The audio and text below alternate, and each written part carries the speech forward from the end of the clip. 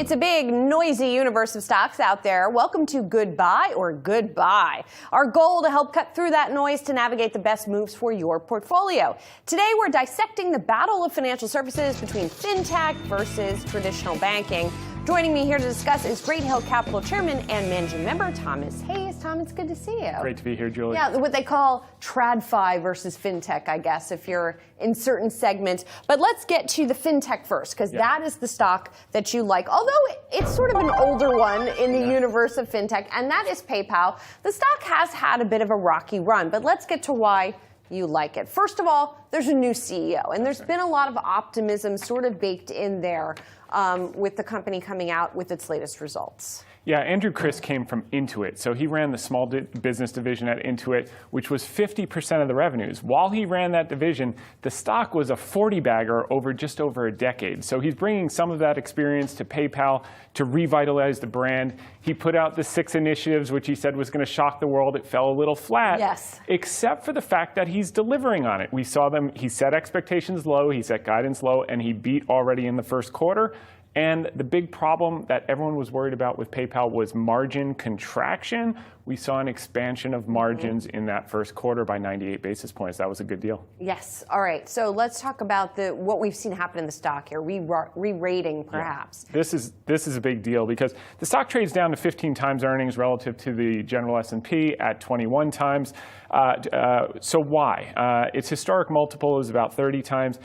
As margins contracted and growth slowed, that multiple contracted. Now what you're seeing is a re-acceleration since Andrew Criss came on board. Margin expansion. You saw total payment volume up 14% last quarter. Revenues up 9%. Earnings up 18%, total transactions up 11%. So as we get more consistency, a few quarters under his belt where the market can believe that margins have stopped going down and revenues continue to grow, earnings continue to grow, cash flow continues to grow, we could see a multiple expansion on top of the business expansion, so maybe back up to 18 times, 20 times, 22 times. I don't know if we're going back to historic multiples because the halcyon days of the 30% growth may be behind us, but a normalized multiple would really do a lot to raise the stock price from here. And then there's one more financial metric you're looking at, and that is free cash flow. Yes, this is my favorite metric. This is the one that can't be manipulated. They generate about $5 billion a year of free cash flow. It's amazing that I'm talking about a turnaround situation that generates $5 billion of free cash flow, has got $9 billion of cash on their balance sheet, so all the runway in the world. And further to getting the stock price up, they're actually using that free cash flow to buy in stock. They're buying about $5 billion a year. At a $67 billion cap, they could buy in the entire company in 12 or 13 years. So we like that situation. We like that it's cash generative, and that gives them all the runway they need, in addition to the $9 billion on their balance sheet of cash. Interesting. All right. We always like to talk about what could go wrong in a scenario like this. And that's made, there's a lot of competition in this space. Yeah, there's no question. Obviously, Apple Pay is a big threat. Everyone's worried about that. The regulators are cracking down a little bit on Apple, not being able to control everything. The other thing is the historic legacy fear of Braintree. They actually have 10% of global enterprise spend. They process about $500 billion of $5 trillion. So when you think about PayPal, that is. PayPal through Braintree. So when you think about people's like, oh, I don't use PayPal anymore. Oh, have you used Uber today? Have you used Ticketmaster? So have they you do used back end, Booking? is what you're saying. You bet. And that's where they're starting to get a bottoming, a troughing of margins, and they're starting to reaccelerate because they're bringing data, they're bringing AI, they're bringing faster checkout, higher conversion at checkout, so now they can start to charge a little bit more. Interesting. Okay, and you own PayPal. We own PayPal. It's a big position personally and for clients. Okay, let's get to the stock you don't like. This is very much a traditional finance company. Talking about Goldman Sachs, the stock's actually rallied back pretty nicely over the past year. So let's get to why you don't like it. You think it's still too dependent on trading profits, but isn't that like part of the reason you buy Goldman Sachs? Yeah, well, let me clarify. We like Goldman Sachs. We don't like Goldman Sachs at today's prices. Okay, so we wouldn't put new money to work in Goldman Sachs. It's doubled since the October lows. It's run ahead of a lot of its opportunity. A third to a half of their business, though, in any given quarter is trading profits. So it's eat what they kill. If you have low volatility or you have a miss in trading profits, it's too lumpy in terms of the long term. And they're getting a premium right now. They're trading above their average multiple. They're trading about 1.4 times tangible book. Peak cycle, maybe they can go up to 2 times tangible book, but one time it's a bargain. They're kind of in that middle of the range space. So am I excited to put new money to work after they've just doubled in a few months?